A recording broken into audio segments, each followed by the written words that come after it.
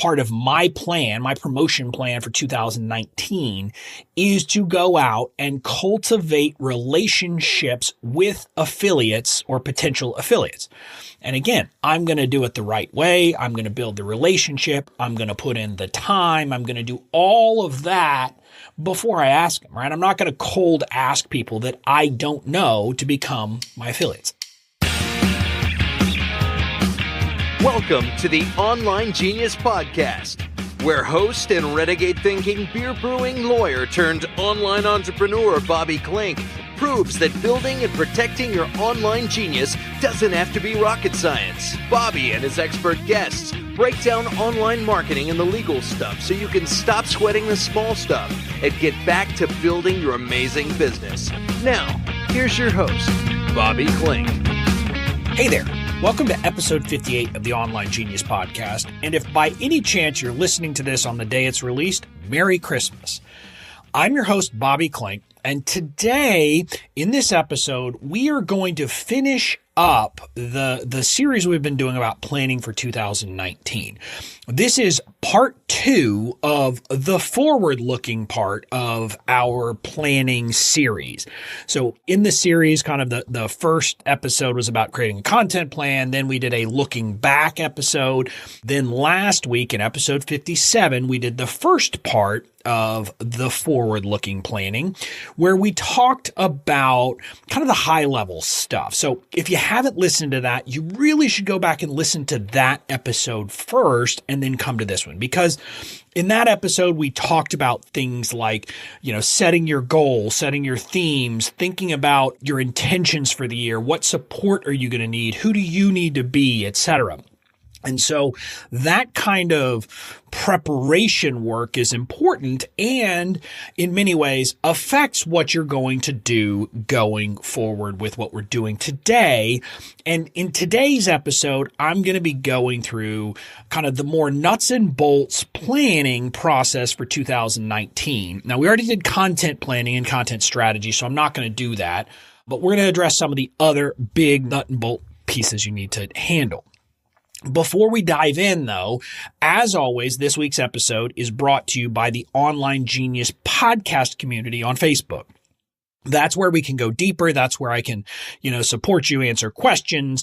That's where we have some live trainings from time to time. That's where sometimes I have guests come in and offer insights, etc. So that's a place where you really can get more out of what we're talking about on this podcast. It's also a place, a community that is really filled with entrepreneurs who are trying to do it the right way. They're entrepreneurs who understand they've got to do the sexy stuff, but also the not so sexy stuff. And so they are the people who are really trying to build their business for the long term. So it's a really great group of people. Often these days, I don't even have to answer questions because someone will ask one and someone else jumps in. So that's really great to see. So it's a good resource of other people, not just me.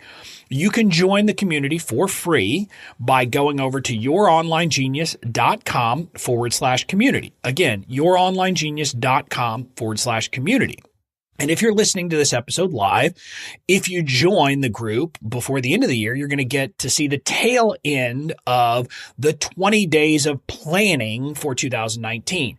What I did this month is every single weekday of this month, except for today, that when this episode is being released on Christmas Day, but every other weekday during December, I'm going live or went live to talk about the planning process. So a lot of the stuff we've been talking about in this podcast series, but in more depth. And so you can go over there. All of the videos are tagged, so you can go back if you have a specific issue you want to talk or learn more about and see, and really kind of see the process. And I've got prompts to help you do this planning process yourself. So with that, let's kind of dive into today's topic. And like I said, what we're doing today is taking the work we've done to date and saying, okay, let's create our nuts and bolts plan and strategies for the new year. And specifically, I'm going to be covering 3 parts because we already did content strategy.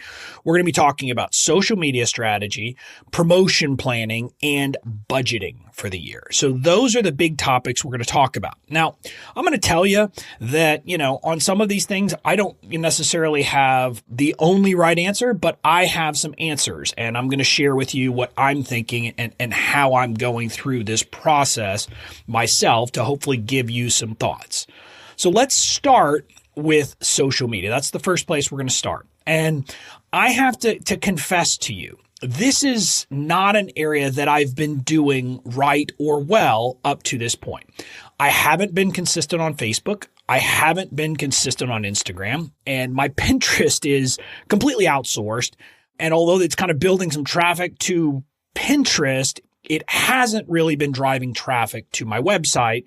And quite honestly, the person who's been running it, I didn't even notice because I had completely outsourced it. And I didn't even notice that this person was literally pinning to my competitor. So sending people who found me on Pinterest to a competitor's website to potentially buy templates. So obviously not something I really want to be doing. But because I haven't been doing this well, I'm taking this as a chance to completely overhaul my social media strategy and plan for 2019. So come 2019, everything is going to be different in the way I handle social media across my main platforms. Now, the first thing you need to do is figure out where you want to be. You really can't be everywhere. I mean, you could try, but you can't. You don't have enough time in the day. And the other thing I figured out, to be honest with you, is there are all these people who are trying to teach you about tips and hacks and things to automate and all of that. The problem is, you can automate stuff, but if all of your social media is completely automated and there's no interaction, no engagement, it's not going to work. I mean, social media is about engaging. It's about, actually working, and trying to connect with people. And so if you view social media as what I would say is if you think of it just as a megaphone where you're just going to go out there and yell at people and try to get your message out and that's it, it's not going to work. So with that, what I like to say is that if you think about social media as you have to connect with people, you have to engage with people, you have to do, actual back and forth conversations, you'll realize that there's no way that you could be active on Twitter, on LinkedIn, on Facebook, on Instagram, and really spend enough time in all of them. So you're going to have to make choices. The choices I've made is to spend my time in Facebook and Instagram. And then I've got Pinterest, which people call it social media. It's not really social media, but I'm going to put it under this strategy as well, or under this section. So that's the choice I've made. You need to make the decision. Now, I've done some podcasts with LinkedIn experts and I had someone revamp my LinkedIn professional, my profile, etc. But I just have to be honest with you. I don't have time and I don't have the ability to be everywhere. And focusing is one of the most important rules for being effective. And so I've just decided that I'm just not going to focus on LinkedIn. Not going to do it. Maybe at some point I'll set up, some automatic, posts, etc. But that's not going to be effective. I know it's not. And so I recognize that. Twitter separately, it's funny. That was the first social media platform that I really tried to build up, but I did it all wrong. I was just trying to get followers. This was not even 18. I think it was in 17, but maybe it was 17 and 18. I was just trying to get followers. And so I built up to 30 or 40,000 followers. I don't know. But I never got any engagement because I wasn't trying to engage. I was just talking and doing these things to get people to follow me, etc. So Twitter, again, I don't care about it. I don't spend time there anymore. It's just not part of my plan. But you need to think about where do you want to spend your time and where is your audience? So that's what you got to figure out. And that's what you have to do. And then focus your time and effort there. But the other thing that you need to think about in creating your social media plan and strategy is, to come up with a way to get the maximum bang for the buck. And by the buck here, I don't necessarily mean money. I mean time. You only have so much time in the day. So how can you create a strategy that's going to get you the most out of it. And again, I want to stress that whatever you're doing on social media, your strategy needs to focus at the end of the day on connecting, engaging, and actually interacting with people in real life, meaning not automated things, not pre-programmed posts, etc. All that stuff's important and you're going to have it. But that's not the stuff that's going to matter and going to be effective for you. And so you need to think those things through. So in a lot of ways, the themes that I talked about that are my themes for 2019 last week of systematizing, delegating, and scaling are perfect for when you think about social media. And maybe you're not yet to the point of delegating, so you're not going to hire someone, but you could replace delegate here with automate. And so some of this stuff you could automate. And so that may seem like, wait a minute, what are you talking about? You said I can't automate. Let me talk about it.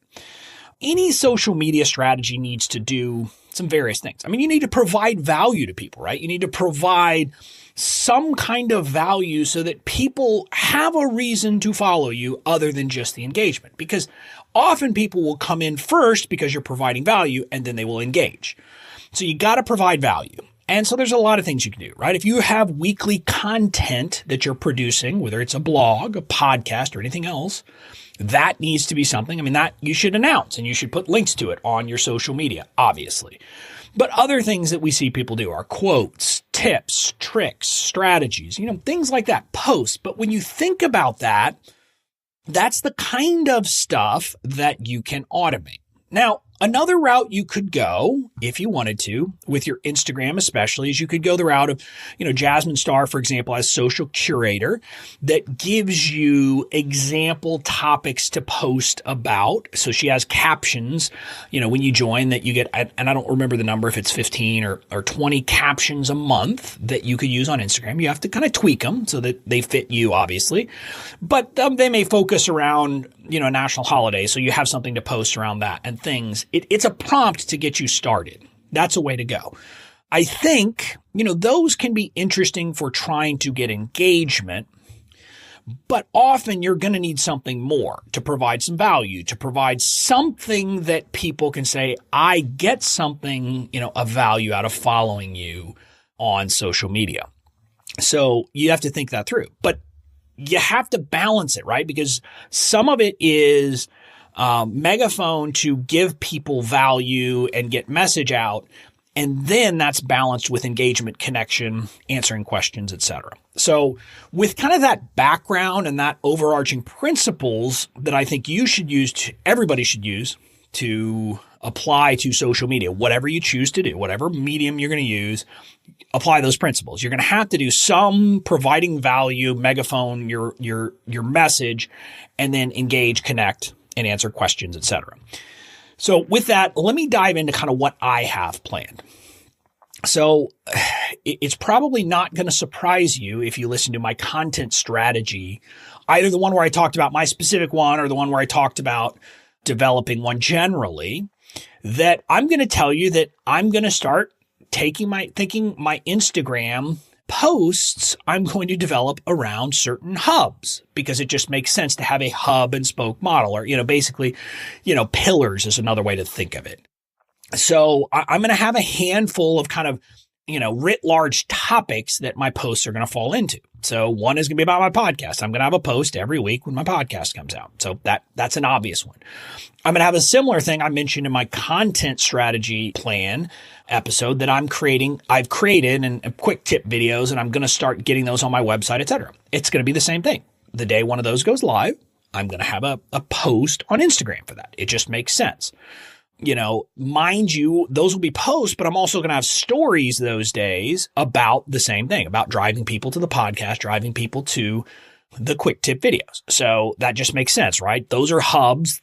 I want people to listen to this podcast. I want people to see the quick tip videos. That's about delivering value, but also bringing people into my world. So that's, one, or I guess that's two of the hubs. Then another hub, you'll see these a lot. People do do tips, right? So you do a tip about whatever your kind of area of expertise is. Well, for me, I was thinking what I'm going to call this is from the Academy or something like that. This is the hub. I've got my Online Genius Academy that I've got 30 or 30 plus videos in at this point that walk through the legal stuff that applies to entrepreneurs. Each one of those videos is probably 10 minutes or longer. I'm going to go through them and mine them. I suspect I will easily come up with 90 to 100 quick types of tips from the Academy. So if you think about that, that's 90 to 100 pieces of content right there. I mean, I can think, for example, like, there's a video in there which is like copyright guidance.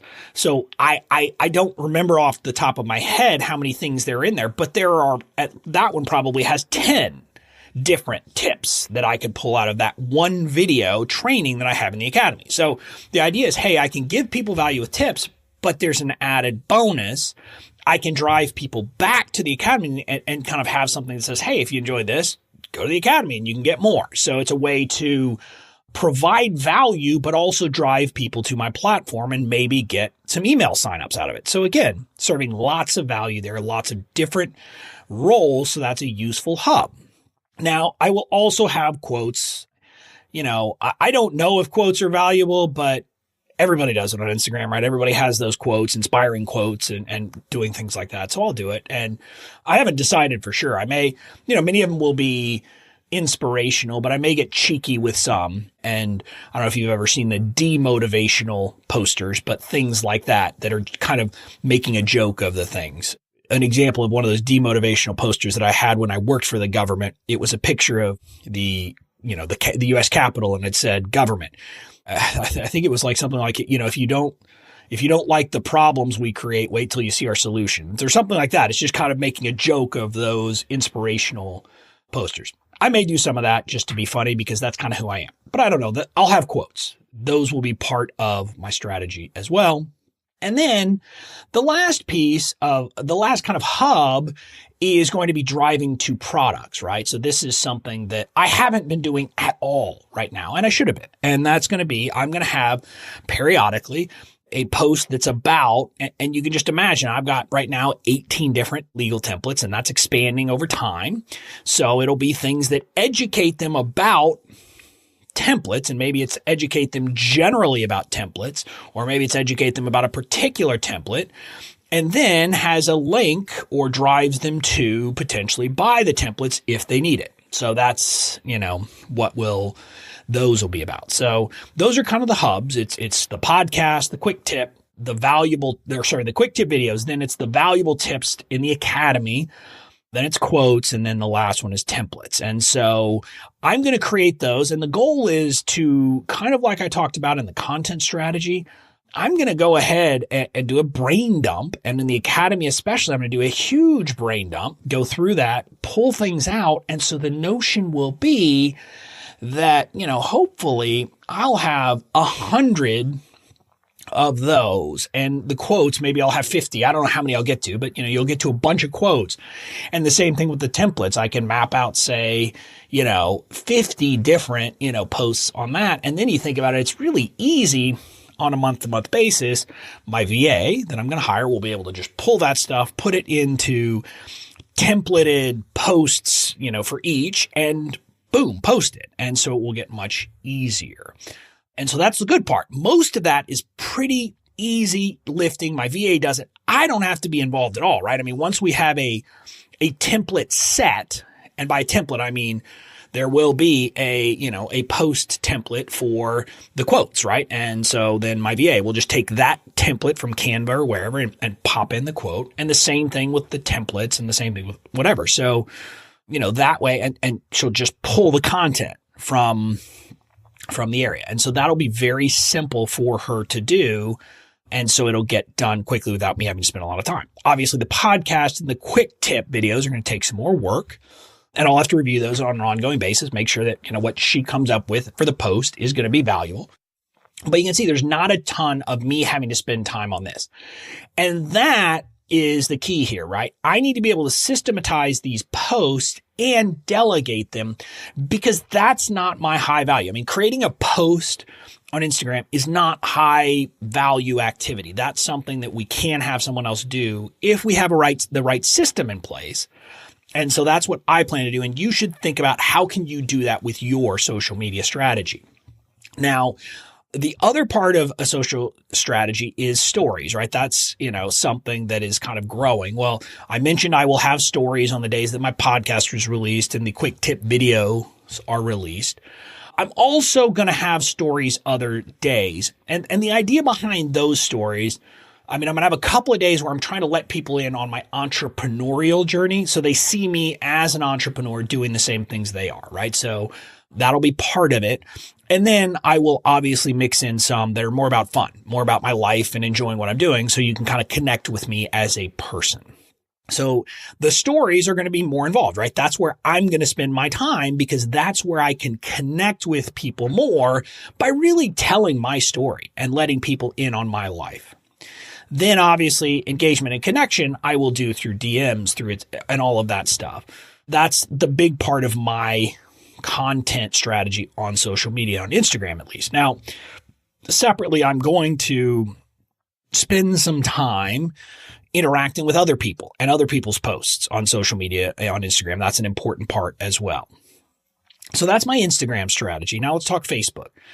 Pages, as you know, don't get a lot of juice. They just don't get engagement. People don't see them, etc. So to me, I view my page as anything I post on my page, I want to serve one of two roles. Either number one, it's something I can potentially put some money behind as an ad to try to get to a cold audience. Or two, I want it to be that if someone happens to say, well, hey, let me go check out his page, that it's providing good content that might interest them.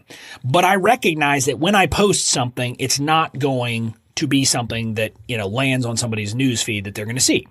So with that, a lot of what I do will be purely recycled stuff, meaning take those, valuable tips from, the Academy section on Instagram and boom, put those on my page. And again, let me tell you, will follow this advice. I'm going to have my VA, don't just post it so it automatically happens. I don't want that to happen. I want it to be, you take it and formatted it properly for a Facebook post. So I'll do that. And I'll have notices about the podcast and notices about the videos and things like that. Then, I'm thinking I may have some things about the community, what's going on in the Facebook community, which is my group. And the idea behind that is maybe come up with 10 to 15 different posts there that just we cycle through. And, the idea is to give people a sense of me if they happen to land on the page. And also then, like I said, I will put some ad dollars behind some of those and see if they get some good engagement. So that's the page strategy. I don't put a lot of stock in that, and I'm not going to worry too much about it. My focus is on the community that you hear me talk about at the beginning and end of every one of these podcast episodes. That's where I spend my time.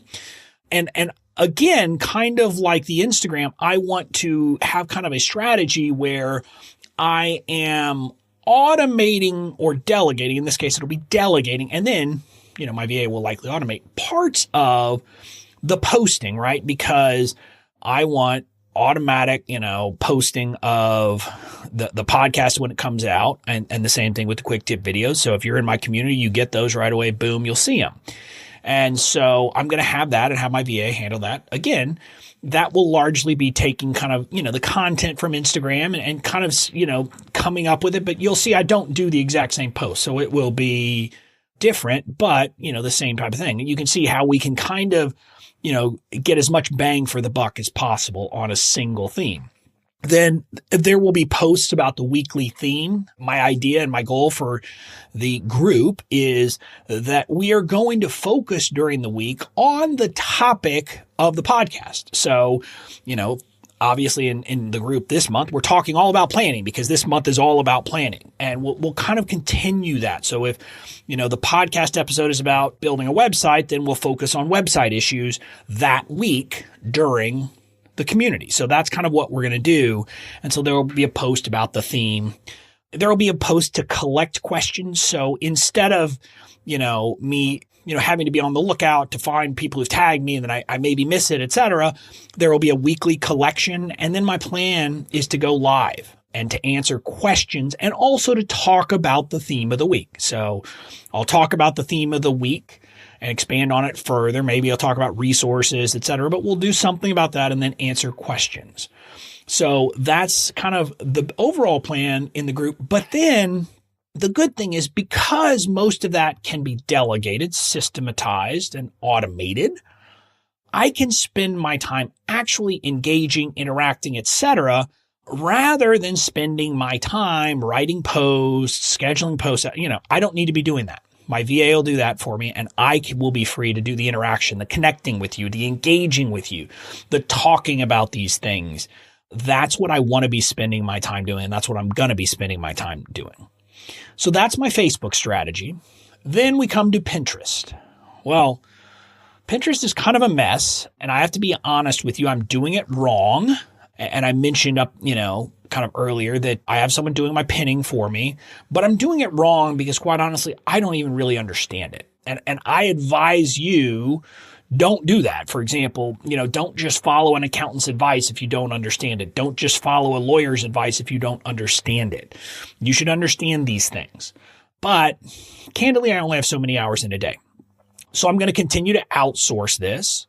My hope is to have my VA take it over so that I have it kind of all one centralized place.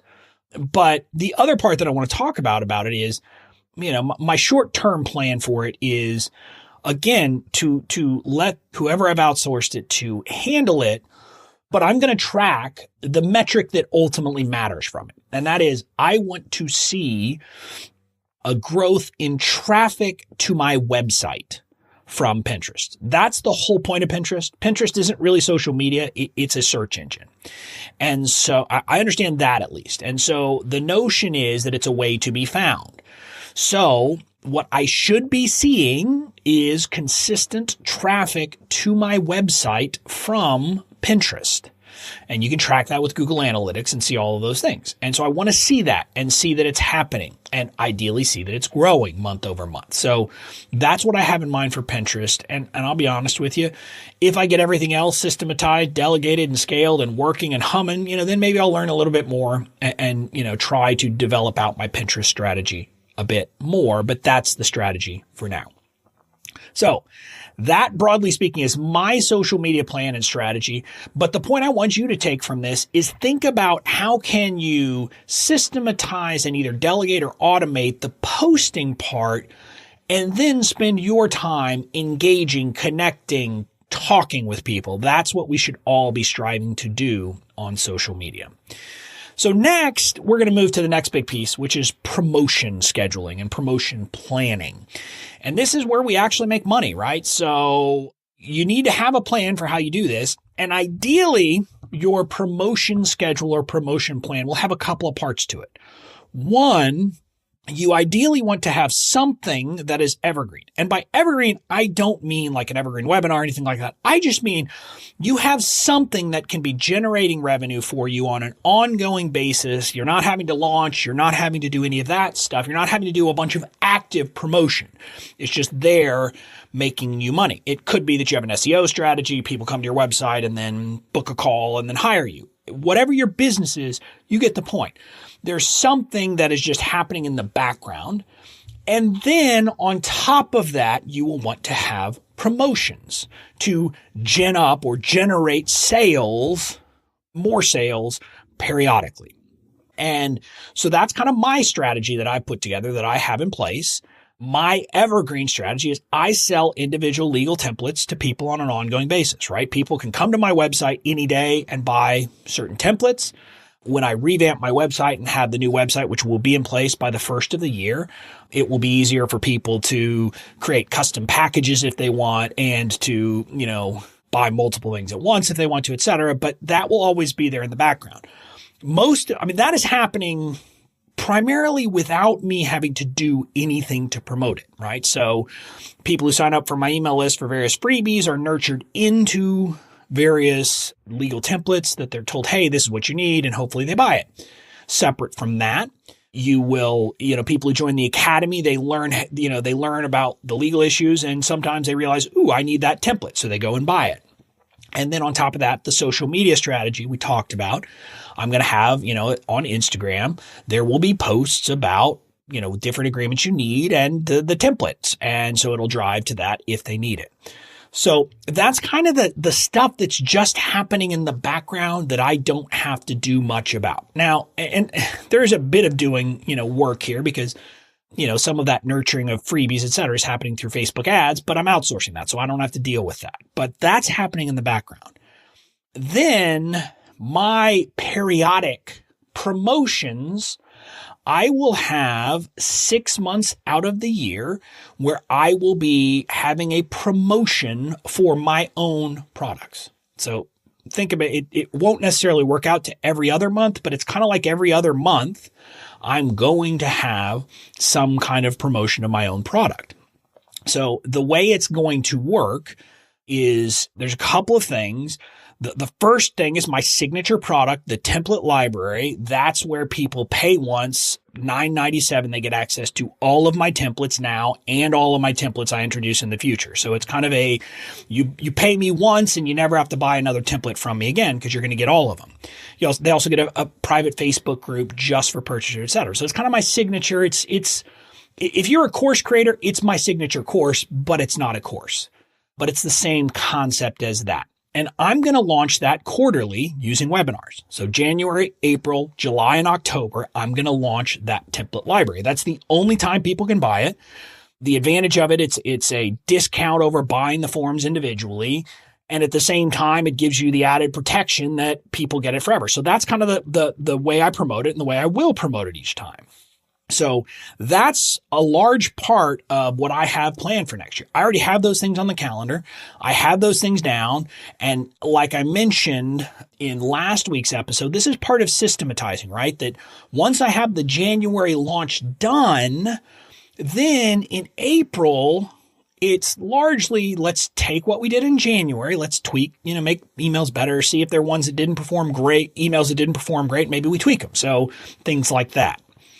So that's what that is, but it's systematized. It just happens 4 times a year. Boom. If you have a signature product, you should plan to launch it multiple times live. You may decide you want to take your product evergreen if you don't have another evergreen product. I like live launches. I've found that with my audience, it works better to people have people come in and get nurtured for a while before they are presented with a big high price offer. So that's the way I'm choosing to do it. But I think you ought to think about how can you have promotions. Then, so that, like I said, that's 4 times a year. And then twice a year, I will do promotions on my evergreen, my individual templates. So what I have penciled in for this coming year is around my birthday in May and then over Thanksgiving. So it's kind of, equally spaced throughout the year. So between those things of promoting my signature product and my kind of annual sales or promotions of individual templates, I've got promotions 6 months out of the year. Now, for some people that would be enough and you say that's good enough and I'm not going to do any more than that. But I'm actually going to supplement that by finding products that I want to promote as an affiliate. I'm not looking to have something on my promotion calendar every single month. Some people are. And if you are, like if I was, I would need to find 6 products and I would need to find ways to really kind of pencil them into the months that I have free. My strategy is not to do that as much because partly I only want to promote products and people that I truly believe in. And I won't name names, but I'm going to give you an example that recently I bought something and luckily it was not a high price thing, but I bought something because someone I knew, an entrepreneur that I knew and respect and think very highly of. And I say no, I didn't know them personally, but I respect this person, their products, the service they provide. This person had promoted this product. And again, like I said, it was not a big deal. It was like a book, but I get it. And I was like, wow, how could they have, put their name behind this thing? And this is not because the content of the book was like, oh, I didn't like it. I'm saying like, calling it a book is charitable. It looks more like I won't go into it in any more detail, but the point is it was not something that's high quality and looks like, yes, it's a hardbound book, but it doesn't look like a book when you open it kind of a thing. And so I, in some sense, lost respect for that entrepreneur that I had a lot of respect for because they had promoted. So from that, I know I'm only going to promote products and people that I believe in and I really respect. So this is a place I have to be honest, I still have not perfected and mastered, partly because of what we talked about last week with me having this kind of mindset issue of not believing I'm a big deal and thinking, who am I to promote that product? I'm getting over that. So I'm going to, in the next weeks and months, be reaching out to people who have products that I really like, that I really respect, to see about promoting them as affiliates. So that's what I'm going to do. And I'm going to try to fill in 4 different promotions a year with that affiliate promotion to kind of that'll get me to 10 months out of the year. I'll have promotions, and then 2 months a year I won't. And I think that's a good balance. And I'm not set on the 4 a year. That's kind of what my thinking is, but we'll see. But one other thing I want to talk about as part of my promotion strategy and get you thinking about is the other side of that affiliate picture. And that is, are there people who you should be building relationships with to promote your products? I know in my case there are. I know that especially for my product, because quite honestly, getting people to, click to download to think about the legal stuff is not as easy. But there are lots of people who are obvious potential joint venture partners for me because they have lists of entrepreneurs who would want to take care of this stuff. So it's a no-brainer for me that I need to do that. Now, I have an amazing group of affiliates already. Most of them, I'll be honest with you though, are people who bought my product and said, hey, I want to be an affiliate. And then there are some who found me some other way, but they came to me rather than me actively going out and recruiting them. So I am this next year in 2019, a very kind of active part of my plan, my promotion plan for 2019 is to go out and cultivate relationships with affiliates or potential affiliates. And again, I'm going to do it the right way. I'm going to build the relationship. I'm going to put in the time. I'm going to do all of that before I ask them, right? I'm not going to cold ask people that I don't know to become my affiliates. I don't think that's a good strategy. Some people do it. I just don't think it is. I want these to be people who honestly love my stuff and have seen me and have interacted with me and can honestly say wonderful things about me, right? I mean, I have one, and she hasn't even signed up as an affiliate, but Amy Porterfield talks about my stuff all the time. And the reason why I think she drives so many people to me is because they can sense that it is in fact genuine and authentic, that she actually likes me and my stuff. And so I think that with affiliates, I'm a big believer that quality trumps quantity anytime. So I will actively, promote, or ask any of my followers, any of my purchasers, if they want to promote it, I want you on board because that's the best story you can tell is, right? Hey, I got this stuff and it's awesome. You need it. That is fantastic. But then I'm going to cultivate relationships with people, with influential entrepreneurs. So that's part of my 2019 plan. And as that happens, as I build the relationships, I think the affiliate relationships will come naturally. So I think you ought to be thinking that too. How can you connect with influencers or people who are in your space who, they have a complementary product or service and they would love, or it would be good for their list to hear about your opportunity. So I would be thinking about that. I'm going to be thinking about it. I'm kind of overhauling all of my assets for my affiliate program to make it easy and seamless for people. But ultimately, I'm going to try to build those relationships, and then that will lead to more affiliates. And that will be an important part of ultimately, hitting my long-term goals. So that's my promotion plan and my promotion schedule. Again, I think what you need to be thinking about is how can you have money coming in on a regular basis? And then what are the extra promotions on top of kind of the regular revenue that you can do to bring in big chunks of revenue? If you're in any kind of, selling products, that's good. Look, if you're a service provider, you probably can't do that. You're probably just going to be looking for kind of regular revenue. But if you have a product, an information product, a course, anything like that, you should be thinking about, how do I have some money coming in all the time? And then how do I, boom, have a big spike because I do some kind of promotion? So think about that, and I think you'll be in good shape. So that's promotion planning. The final piece is budgeting.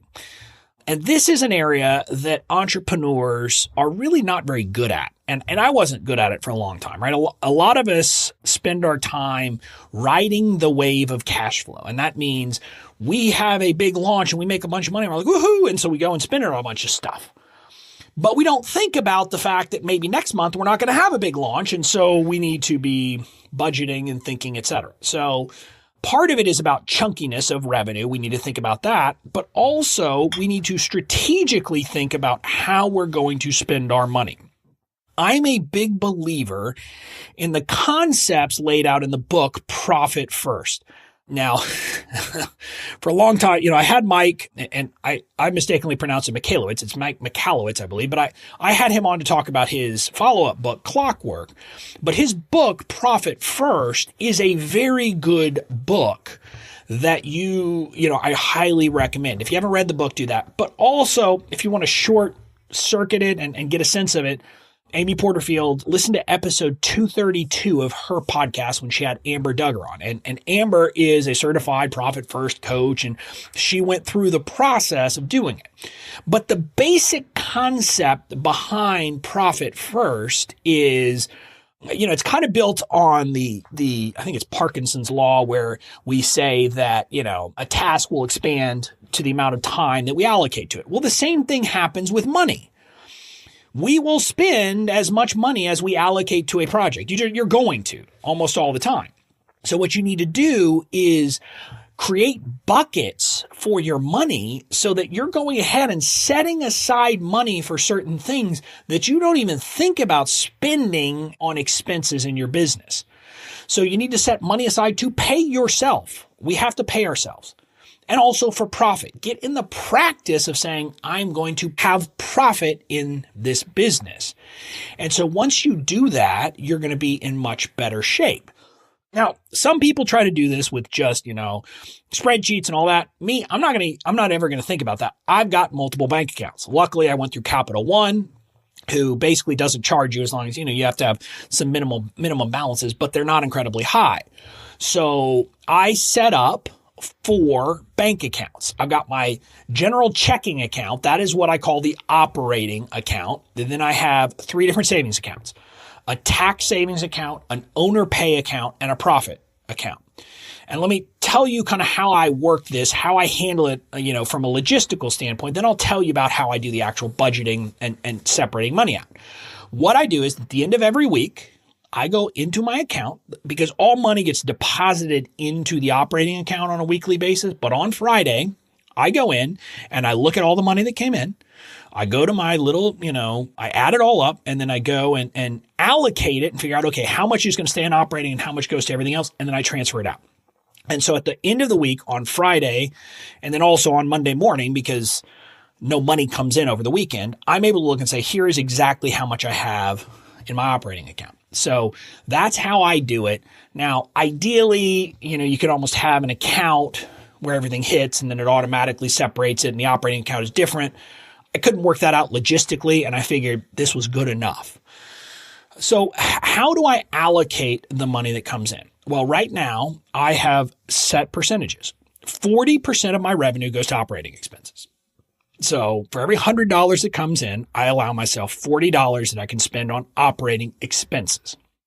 I put 20% in my tax savings account. I put 35% for me in owner's pay, and I put 5% in profit. So again, operating expenses, 40%, tax savings, 20%, owner pay, 35%, profit, 5%. So that adds up to 100%. Now, right now, just so you know, I use total revenue that comes in. So I don't, for example, think about affiliate commissions, because I pay affiliate commissions after the money comes in. So if an affiliate sells a product for me, I'm going to get the whole revenue. And right now I'm just putting that in, and I'm taking affiliate commissions out of operating expenses. As I grow my affiliate promotions, I will likely create a fifth bank account that will be my affiliate kind of savings. So I'll basically, put all the affiliate payments that are, basically the money that will be payable to affiliates into that out of operating. And then when it comes due, I will pay them out of that account. And so I'll do that. And then everything else will be using that 40, 20, 35, 5 breakdown. So the reason for doing this is that I have these accounts that I don't even look at. So when I'm thinking about what can I do, how much can I spend on Facebook advertising? How much can I spend on software? How much can I spend on a VA? When I'm thinking about those questions, I'm looking at the operating account. I don't think about the tax. I don't think about the owner pay, and I don't think about the profit. Now, obviously, after I pay my taxes, if there's money left over in that tax savings account, that's going to get dumped somewhere else, right? So we can think about, okay, I need to adjust that down or up, et cetera. I take distributions out of this for my owner's pay once a month. I just, basically write myself a check for what's in there, minus I have to keep a minimum balance. So I go ahead and take that out. And then I put that in my personal bank account. The plan is that every quarter, half of the profit goes to me just for fun. And then half of the profit goes back into the business for, something else, for building the business. And I can decide on a quarterly basis how I want to spend that. So that's how I'm doing it. I don't think there's a magic to that, but I think those numbers are the kinds of numbers that people will often want to use.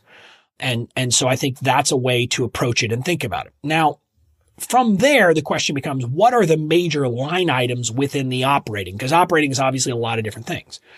Part of it is staffing and outsourcing. And so I already have my podcast editing person, then will have my VA, and I'm going to have my ad manager. So all of that, my Facebook ad manager. So all of that, those are fees that come out of there.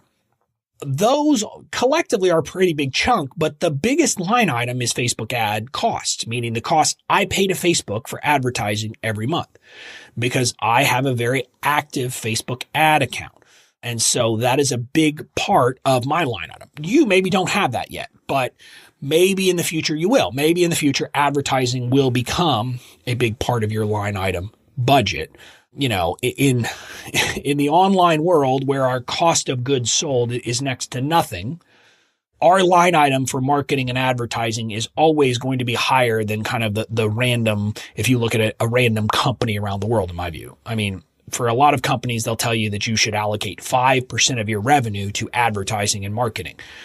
I allocate a much higher percentage than that. But then on the other hand, I don't have any hard costs for my products. And that's different than most companies, right? Coca-Cola has to spend money to make Coca-Cola. I don't have to spend money to make my products anymore. So that's it. And then the last kind of bucket falls into software solutions. I've got Kartra and then some random other things like social media planners and design software, my Adobe Acrobat. So things like that fall into software solutions and internet costs. Those are the big line items. And then there's just kind of the everything else that comes up. Like I, periodically need to give gifts, and periodically I need to buy some kind of equipment. But those are the big line items. And the big planning comes with the Facebook ads and then things like courses, programs, etc. Those are the big costs that I have to think about and budget for. So I would encourage you to take this approach of doing the profit first and then, separating it out, paying yourself. Look, even if you're only bringing in, if you're bringing in $1,000 a month, fine, pay yourself $350 of that. Figure out what it is, pay yourself something and figure out a way to do it based upon the operating capital that you actually have after you pay yourself something.